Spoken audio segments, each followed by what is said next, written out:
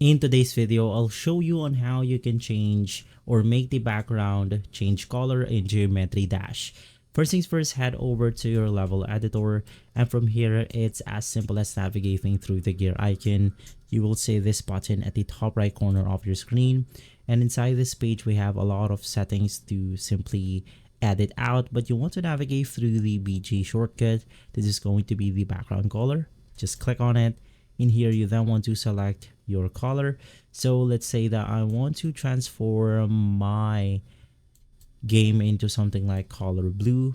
I'll just click on the OK button, and as you can see, we have managed to change it easily.